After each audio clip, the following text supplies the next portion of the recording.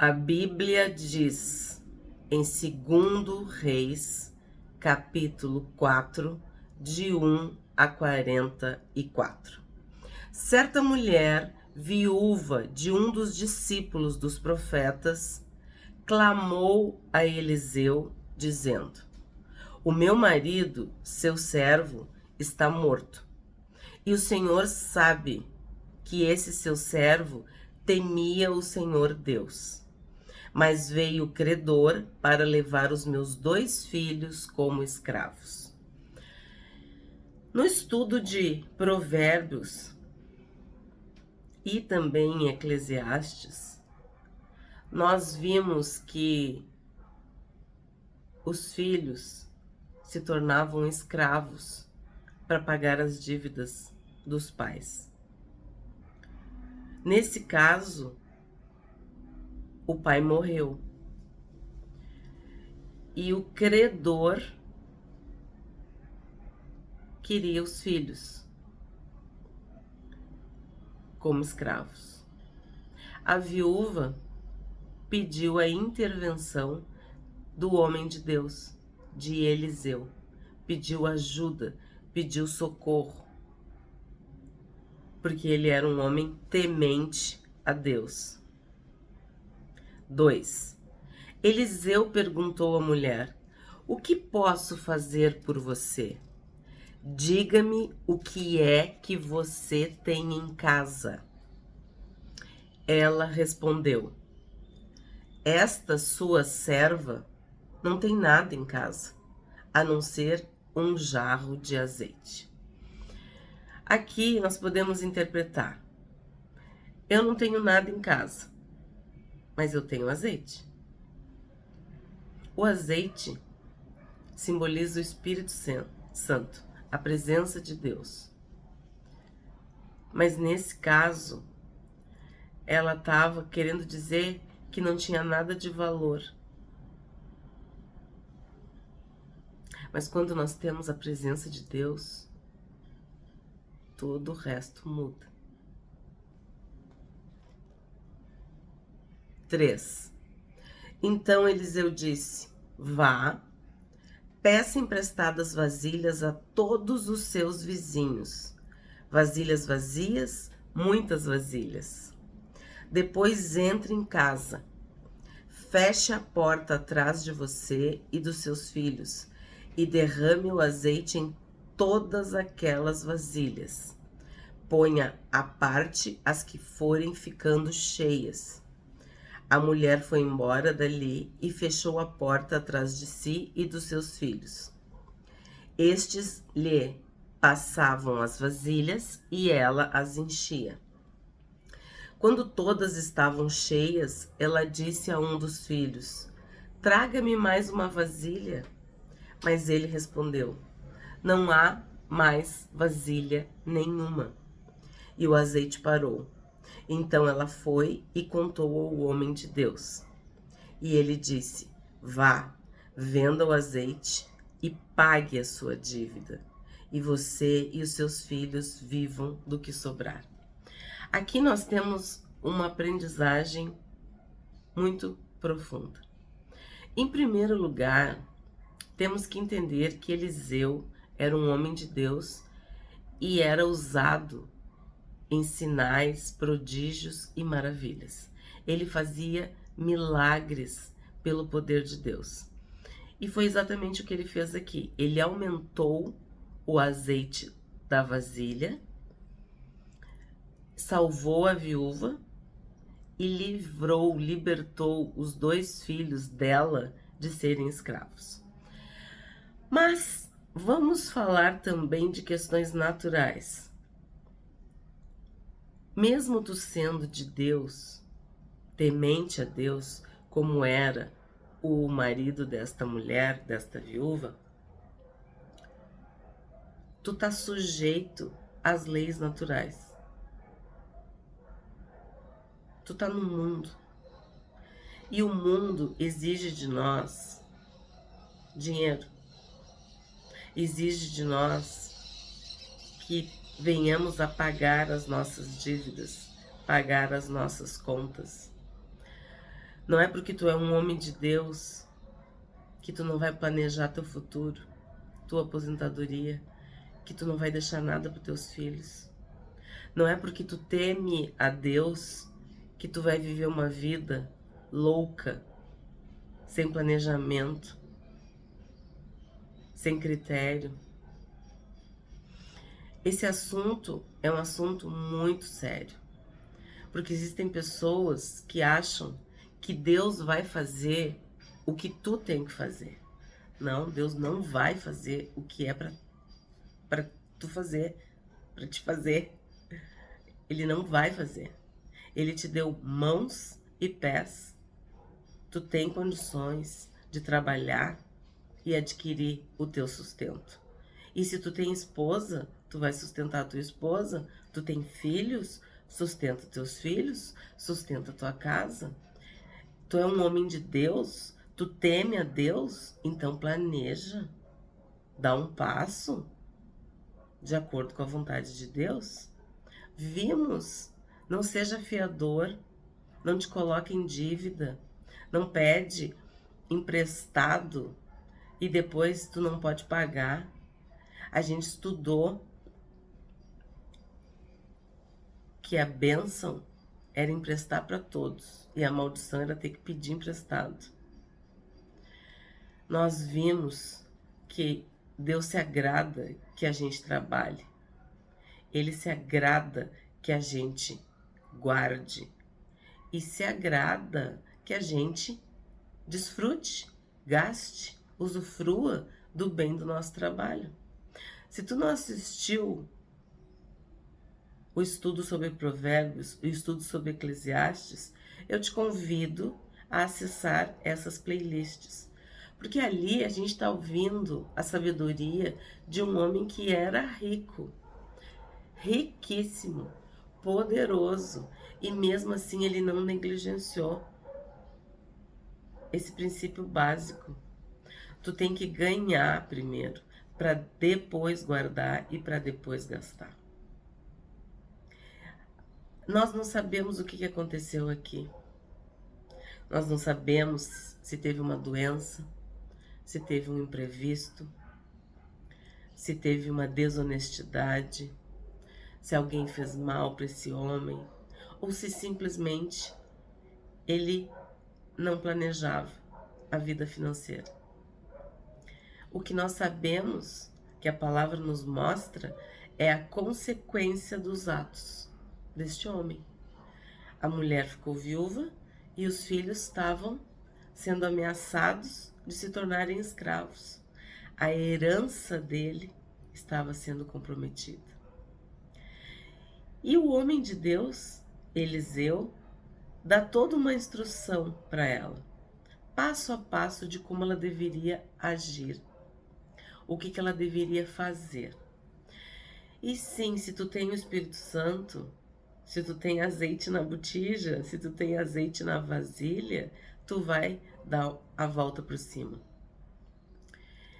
Ela teve que pedir emprestado as vasilhas, porque nem vasilhas suficiente ela tinha. Ela tinha apenas um pouco de azeite. E o que aconteceu?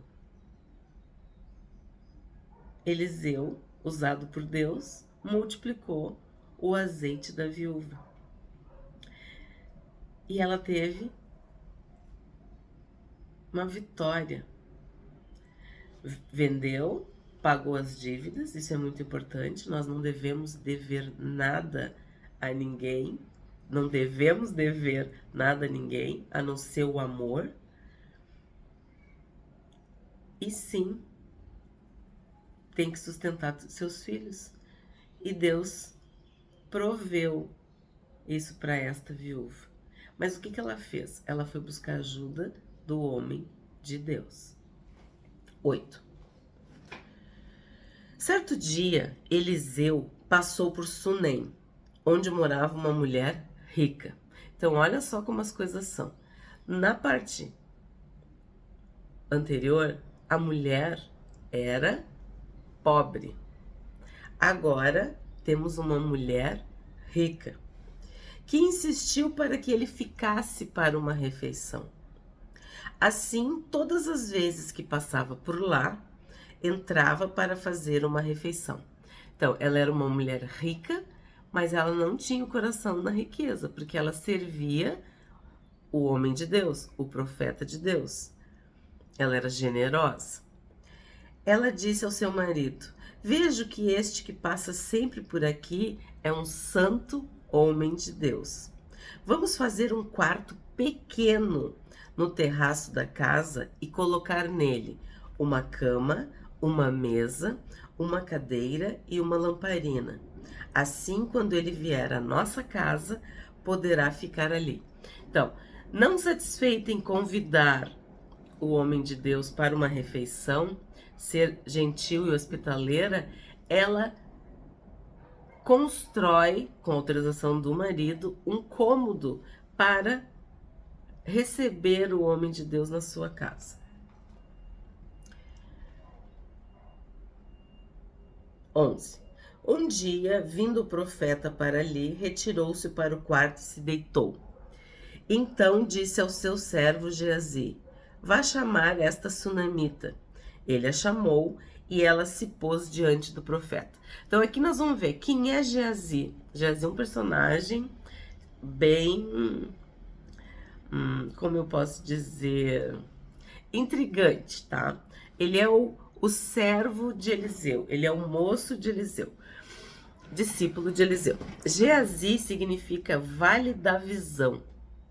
Vale é um lugar baixo. Visão, normalmente, tu quer ver longe e alto. Então, é meio contraditório tu ter um vale da visão, tu conseguir ver de um lugar baixo. E esse nome, esse significado tem muito a ver com Geazi, que ele era um tanto quanto contraditório. Andava com Eliseu, mas ainda estava com seus olhos na terra. O vale da visão. Ele ainda estava com a visão baixa. Ele eleva os meus olhos para os montes, de onde me virá o socorro. Geazi não estava com os olhos no céu, ele ainda estava com os olhos na terra. A sua visão ainda estava muito para baixo. Deu para entender? Sunamita. Sunamita seria uma pessoa que vem de Sunem, de uma cidade chamada Sunem, que significa repouso, descanso. Não confundir com Sulamita, tá? É Sunamita. Sulamita tem a ver com paz, pacífico. É outra personagem. Essa aqui é a Sunamita, certo? E ela, como seu próprio nome dizia, queria dar uma hospitalidade, uma honra para Eliseu. Por isso, buscava fazer jus ao seu nome. Repouso, descanso. Aí, Eliseu manda chamá-lo. 13. Este tinha dito a Geazi que dissesse a ela: a senhora nos tem tratado com muito cuidado. O que podemos fazer pela senhora? Podemos falar em seu favor junto ao rei ou ao comandante do exército?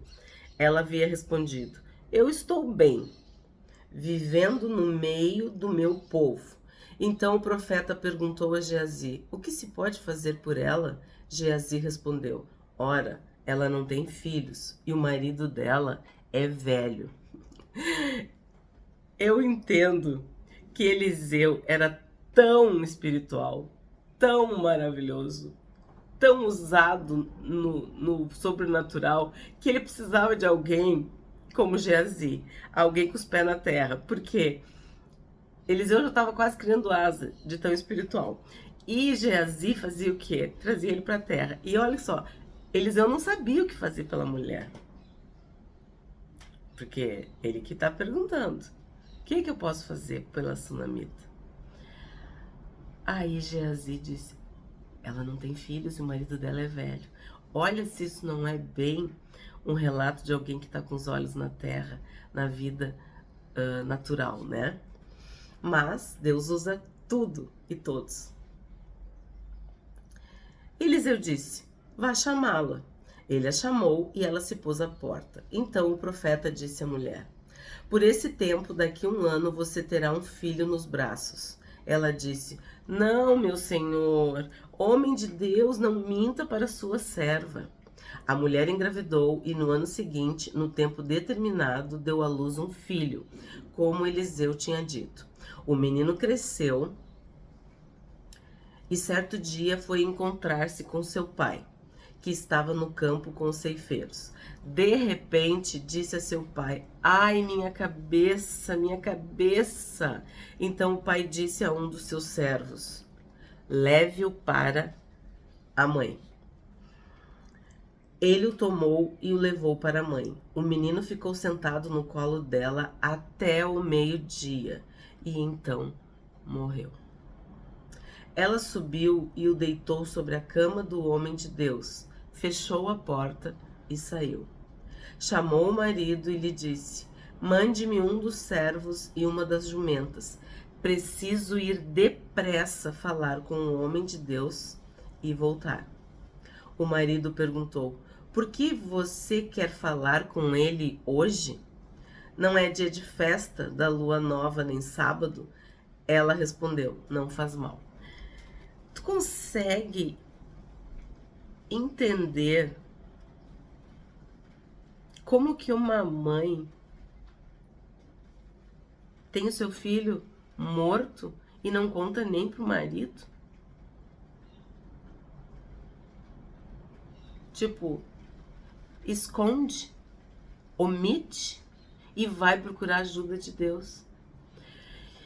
É uma lição bem difícil de entender. Ela pensou assim: eu vou falar com o homem de Deus. Ele vai poder ressuscitar esse menino, ou curar esse menino. Eu não vou nem incomodar o meu marido com essa notícia. Porque aqui, ó, eu interpreto que ela não contou pro marido. Ó, o menino ficou sentado no colo dela até o meio-dia e então morreu. Lembra que o pai estava trabalhando e ele mandou um dos moços. Ela subiu e o deitou sobre a cama do homem de Deus. E fechou a porta e saiu. Então ninguém tá sabendo que o guri morreu. Chamou o marido e lhe disse: mande-me um dos servos. Aí o marido perguntou: por que você quer falar com ele? O marido não estava entendendo. Não é dia de festa da lua nova nem sábado. Como que diz assim, o homem de Deus passava ali nos momentos importantes, né? Religiosos. Ela respondeu: não faz mal. Como quem diz assim, tu vai importunar ele. Não é tempo de procurar o homem de Deus. Não faz mal. Então ela mandou preparar a jumenta e disse ao servo: pegue as rédeas e vamos. Não diminua a marcha, a não ser quando eu disser. Aí eu vou pular pro 27, tá? Quando ela chegou ao homem de Deus no monte, agarrou-se aos pés dele. Geazi se aproximou para arrancá-la, mas o homem de Deus lhe disse: deixe-a, porque a sua alma está em amargura, e o Senhor escondeu isso de mim, não me revelou nada a respeito. Então, até o homem de Deus tinha limite. De novo, Geazi queria tirá-la dos pés de Eliseu. E Eliseu fez o quê? Deixa, porque eu não tô sabendo o que tá acontecendo. Deus não me revelou. Tá encoberto aos meus olhos. Então, sim, às vezes até homens de Deus não sabem o que está realmente acontecendo. 29. Então o profeta disse a Geazi: cinja os lombos, pegue o meu bordão e vá. Se encontrar alguém, não o cumprimente. E se alguém cumprimentar você, não responda. Põe o meu bordão sobre o rosto do menino. Aqui é muito interessante. Eu acho isso muito interessante. Quando tu tem uma missão, tu não pode perder tempo. Tu não pode te distrair. Nós estamos no mundo como peregrinos, forasteiros, estrangeiros. estamos aqui só de passagem. Nós estamos saindo de um lugar para irmos para o céu. Nós saímos de um lugar de pecado, de perdição, para a salvação, para o perdão dos nossos pecados. Deus nos transportou através de Jesus, né? Nos tirou do império das trevas e nos trouxe para o reino do Filho do seu amor. Então, o que acontece? Deus aqui está usando Eliseu e Geazi para nos mostrar que ele não podia parar, não podia cumprimentar, não podia fazer nada. Eu entendo assim, ó, tu tem uma missão, tu tem que focar nessa missão. Tu tem que ficar firme, tu tem que te santificar, tu tem que te consagrar. Tu tem que ter firmeza de objetivos para tu poder atingir. Porque por que ele ia dizer isso? Se encontrar alguém, não o cumprimente, quer dizer, tem que ser mal educado? Não. Se alguém cumprimentar você, não responda. Quer dizer o quê? Não te distrai, não te distrai. Vai ter gente no teu caminho só para te distrair, só para tirar o teu foco, só para fazer com que tu te distraia, te perca, tá? 30. Porém, a mãe do menino disse, tão certo como vive o Senhor e como você vive, não o deixarei. Então Eliseu se levantou e foi com ela. Olha, essa sunamita tem o meu respeito. Que mulher, né? Que mulher. Aí o que aconteceu? Vocês já fazem ideia? 32. Quando o profeta chegou à casa, eis que o menino estava morto sobre a cama. Então ele entrou, fechou a porta e orou ao Senhor. Subiu à cama, deitou-se sobre o menino e, pondo a sua boca sobre a boca dele, os seus olhos sobre os olhos dele e as suas mãos sobre as mãos dele, se estendeu sobre ele e o corpo do menino aqueceu. Eliseu se levantou e andou no quarto de um lado para o outro. Tornou a subir a cama e se estendeu sobre o menino. Este espirrou 7 vezes e abriu os olhos. Então Eliseu chamou Geazi e disse, chame a sunamita. Ele a chamou. Quando ela chegou, Eliseu disse, pegue o seu filho. Ela entrou, lançou-se aos pés de Eliseu e prostrou-se em terra. Pegou o seu filho e saiu. O menino foi ressuscitado. Mais um milagre. 38. Eliseu voltou para Gilgal. Havia fome naquela terra. Quando os discípulos dos profetas estavam sentados diante dele, Eliseu disse ao seu servo, põe a panela grande no fogo e faça um cozido para os discípulos dos profetas. Então um deles saiu para o campo a fim de apanhar ervas. Ele achou uma trepadeira silvestre e, colhendo os frutos, encheu a sua capa com eles. Voltou para casa, cortou os frutos em pedaços e os pôs na panela, mesmo sem saber o que era. Depois deram de comer aos homens. Enquanto comiam do cozido, gritaram, morte na panela, ó homem de Deus. E não puderam comer. Vou parar aqui um pouco. O que acontece? Havia fome na terra. E quando há fome, há desespero, há precipitação. As pessoas não ficam bem, né? E o que aconteceu? Ele saiu para o campo a fim de apanhar ervas. Vê bem. Ó, era isso que ele tinha que fazer. Aí ele achou uma trepadeira silvestre e, colhendo seus frutos, encheu. Ele saiu para fazer uma coisa. Ele olhou e aquilo chamou atenção. Aquilo fez com que ele gostasse. Ele viu que poderia ter algo ali. Ai, que bom. E trouxe. E o que era? Era qualquer coisa, menos um alimento saudável. Ela era uma planta venenosa. Por isso que ele gritou, morte na panela, ó homem de Deus. E aí, quando a coisa dá errado, chamam Eliseu. Quando as pessoas fazem as suas próprias escolhas e dá tudo errado, o que eles fazem? Aí chamam a Deus, aí se humilham e pedem o socorro de Deus. E não puderam comer. Mas Eliseu disse: tragam farinha. Ele a colocou na panela e disse: sirva as pessoas para que comam. E já não havia mal nenhum na panela. Aí tu vai dizer: é tudo muito miraculoso, é tudo muito sobrenatural. Esse é o nosso Deus, é o poder de Deus manifestado através de Eliseu. Mas o que nós aprendemos com esse episódio? Primeiro, que em tempos de fome a gente tem que ficar atento, porque é muito fácil nessa época a gente comer qualquer coisa, a gente se submeter. O que aconteceu com Esaú e Jacó? Ele vendeu o direito da primogenitura por um prato de comida, um guisado de lentilhas. Quando a gente está com fome, a gente perde a capacidade de seleção. A gente deixa de ser seletivo, a gente se joga. Tanto que dizem que o maior tempero é a fome. Por quê? Porque a gente perde a capacidade de discernimento. A gente só quer aplacar a fome, aquela necessidade humana de se alimentar. E foi basicamente isso que aconteceu. Mas isso nos dá uma lição dos nossos instintos, que nós não devemos ficar reféns da nossa carne, dos nossos desejos, das nossas necessidades humanas. Porque sim, nós sempre seremos traídos por eles. E aí ele manda colocar farinha. O que é farinha?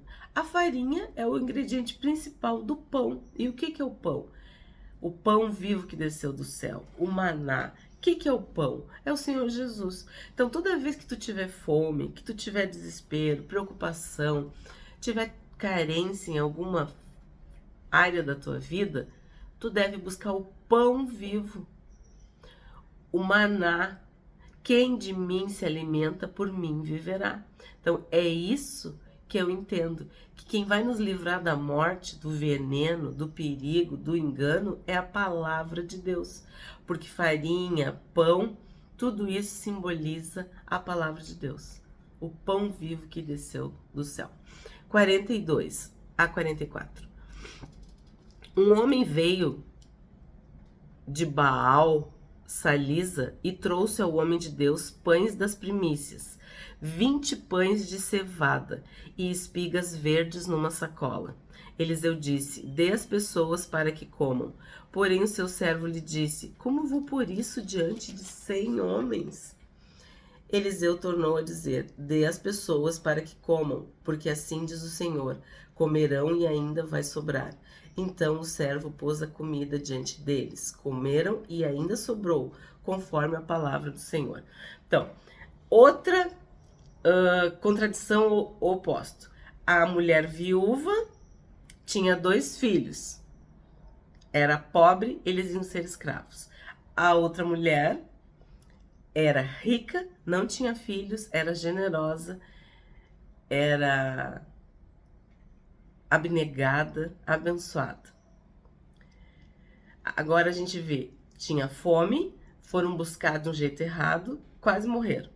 Agora a comida vem para eles, nesse outro episódio. E Eliseu faz o quê? Oferta. A generosidade era para ele certamente, né? Porque a gente tem essa... É comum querer honrar o líder, mas ele honra a todos. O que ele faz? Ele oferece a todos. E todos comem e sobra. Como o Senhor Jesus fez, que multiplicou os pães e sobejou. Então, a gente viu nesse capítulo coisas muito interessantes que Deus fez através de Eliseu, o homem de Deus. Eliseu realizou milagres e maravilhas, aumentou o azeite da vasilha da viúva, salvou a viúva e seus 2 filhos das dívidas e da escravidão. Deu um filho para a sunamita e depois ressuscita esse filho. Tira o mal, o veneno da panela e consegue alimentar 100 homens com 20 pães. Realmente, só o poder de Deus.